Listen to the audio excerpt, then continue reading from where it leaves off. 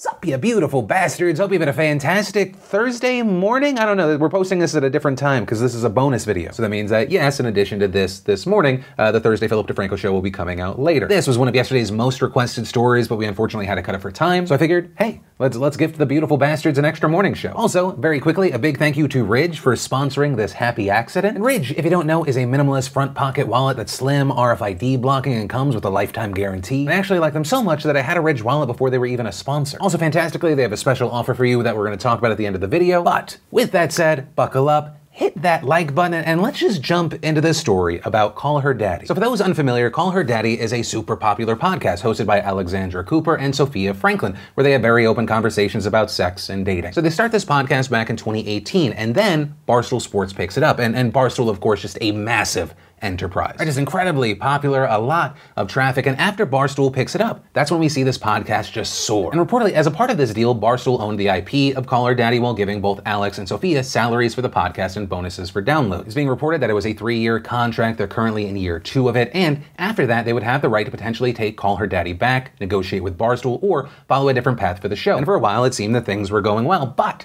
new episodes of the show stopped coming out. And it's a weekly podcast, but an episode with these two has not come out since April 8th, with Barstool allegedly losing around $100,000 per episode they do not put out. So this radio silence comes as a shock to their fans, which they call the Daddy Gang. But also, notably, this silence came after the two girls said on a previous episode that big things were going on behind the scenes. So there was a lot of fan speculation. Then on April 15th, they posted this cryptic photo on their Instagram saying there would be no new episode this week, but, quote, finally the trail will be revealed. Then the next week they posted this saying we are always 100% transparent with the Daddy Gang, but legally we can't speak out yet. What we will say is we will never fucking leave you, Daddy Gang. The minute we can speak, we will. Hashtag free the fathers. Right, in that reference, the fathers is a nickname that the fans of the show call Sophia and Alexandra. But that goes out and people are like, wait, they can't legally speak about the issues? A ton of eyebrows get raised. People wondering, what the hell is going on? Which brings us to Sunday when David Portnoy, the president of Barstool Sports, did a 30-minute podcast on the Call Her Daddy feed, explaining that there's been a huge feud about contracts going on behind the scenes. In it, Portnoy says, in my 17 years of doing this,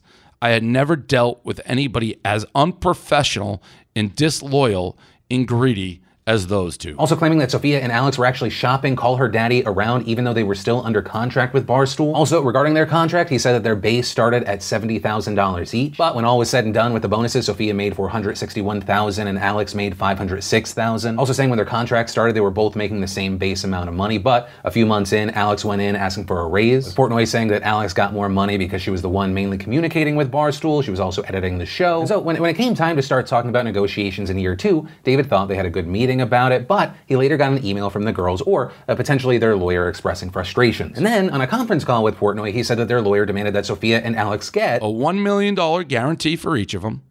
They no longer want to be qualified as Barstool Sports employees. They want to be freelancers. They want 50% of everything we did. So if they sold a sweatshirt, they got 50%. If we sold an ad, they got 50%. They wanted to be able to sell their own merch, do their own ads. And they wanted us to give them back Call Her Daddy. What did we get in return? Nothing. With David saying that's when he cut off negotiations, and that's when he said they started shopping the show around, which was not okay with him, and he said, if you guys take Call Her Daddy and go somewhere else, we're going to sue the fuck out of you. Like, you're under a 3-year contract. What makes you think you can just get up and leave? And also saying, why would anyone have signed them in the first place if they knew they would get big and then walk out the door? Then he continues. He says he throws another offer at them. They don't accept. But then 3 weeks ago, he says that Alex messages him and asks if the 3 of them could meet. So they did, with David saying that they denied that they were shopping the show around, but said that they were thinking of leaving and getting out of their contract. So he says he offers them this. $500,000 guarantee for each of them. An increase in merch. I think they were getting 7.5%. Something like that. There were bonuses involved, and here's the kicker. Well, there's 2 parts. They had, I think, 18 months left on their contract. I said I'd cut 6 months off of it so they could leave in 1 year, and I would give them Call Her Daddy. I would give them the IP. Right, so a deal that he thought they were going to just take this on the spot, but they actually didn't. But according to Portnoy, Alex then reaches out to him on her own and says that Sophia was the one refusing to get a deal done, and saying that even though Alex wanted to take the offer, Sophia was not budging and wanted to keep moving the goalposts forward so they could get more. With Portnoy also claiming that a lot of this had to do with the fact that Sophia's boyfriend, Peter Nelson, the executive vice president at HBO Sports, who is often referred to as Suit Man, was sort of taking the lead in getting them lawyers, shopping the show around, and trying to land them a new deal, which Portnoy actually says that he did. And he got a deal with Wondery. They were going to call the podcast The Fathers. And as Sophia would always say to me, we're prepared for a lawsuit. Wondery, scumbags, they knew we were going to sue them. I don't know what they're going to defend themselves for.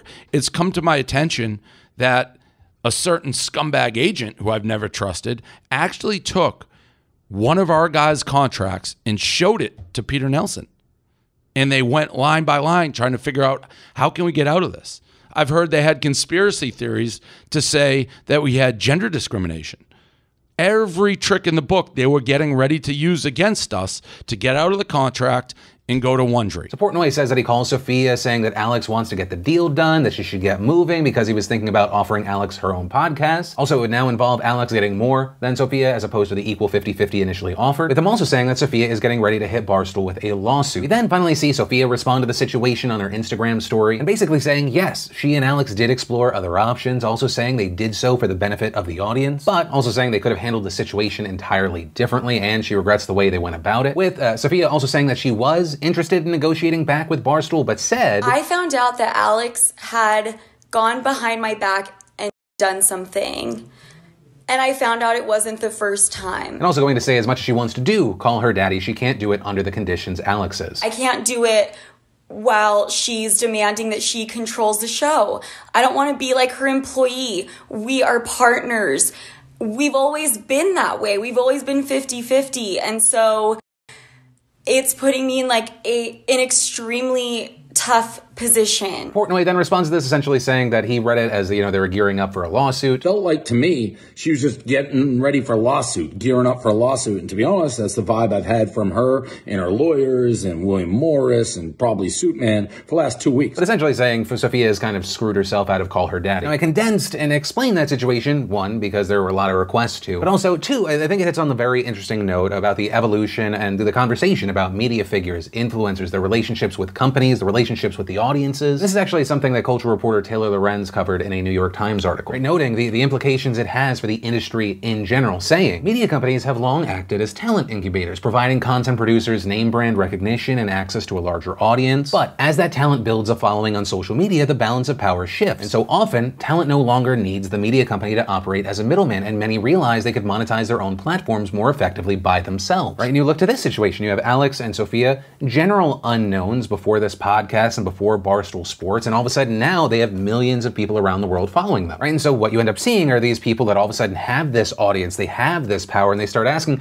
well, why am I making kind of nickels and dimes where you're making dollars? Granted, I know a lot of people are gonna say, well, is it really nickels and dimes if you're talking about $500,000 in a year? But with what this show is apparently making per episode, I mean, with Portnoy himself saying they were losing $100,000 for each episode they missed during this dispute, I feel like this is an apt description. And the thing is, as others have noted, this isn't the first time we're seeing stuff like this. For example, tons of people from BuzzFeed have left the company to make their own content, have become incredibly successful. You have people like Scott Rogowski, who made a name for himself on HQ Trivia, leaving to do his own thing. You also see contracts and situations like Tfue and FaZe Clan, the lawsuits connected to that. And as Jordy Hayes, a digital strategist who works with online creators, told Lorenz, we're entering a period where creators are business owners and media brands of their own. They can't just be seen as employees. The tools are available to them to become founders and CEOs of their brand and develop businesses with multiple powerful revenue streams like merch, ad sales, and subscription revenue. Right, and the general idea that the creator is more important than the company, I believe to be very true. And the thing is, granted it's my opinion, I believe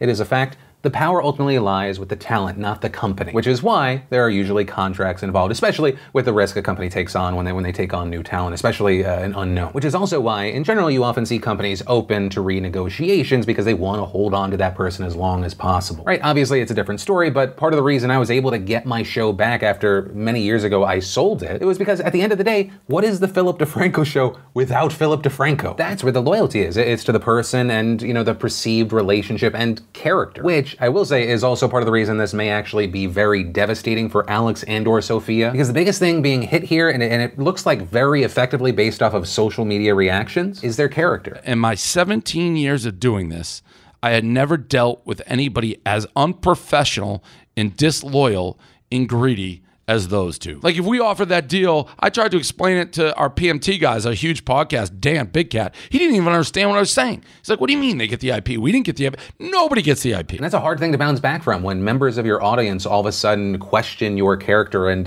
who you are as a person. And I think part of the reason Portnoy was able to do it so effectively is, one, in general, no matter your opinion of him, he is a fantastic storyteller. And the picture that he's painting is that he is bent over backwards to try to make things work while getting pretty much spit in the face. And unlike any other time there's someone who does a story about you or an expose video, he literally posted this on their feed. That's literally 100% audience crossover. But all of that said, with this story, I do want to pass the question off to you. What are your thoughts as we're seeing more and more stories like this? When you see these creators, fighting to get out of these contracts or some general craziness happening, do you often end up siding with them? Right? Because at the end of the day, that's the person you support, you want them to succeed. Or do you end up aligning with these companies because, there is a legal deal, you know what you sign. The company, when making a deal with Smaller's creator, they're taking on a risk, which is why they get what they get. Right? For every skyrocket success, like Call Her Daddy, there are thousands, if not tens of thousands, of just failures or things that do kind of okay. But yeah, I'd love to know your thoughts on this one in those comments down below. Also, we're at the end of the video.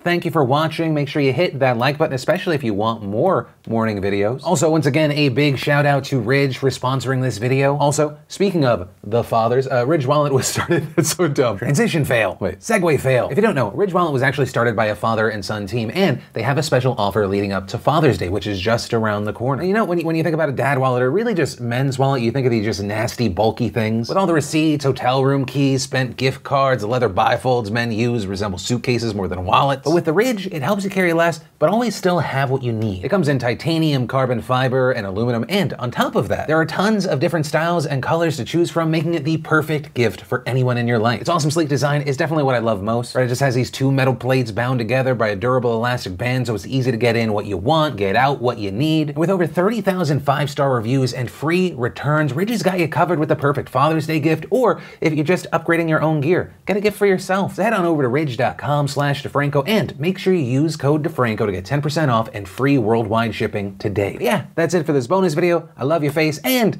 I guess this is not a watch. I'll see you in around 7 hours with a hopefully not 30-minute Philip DeFranco show.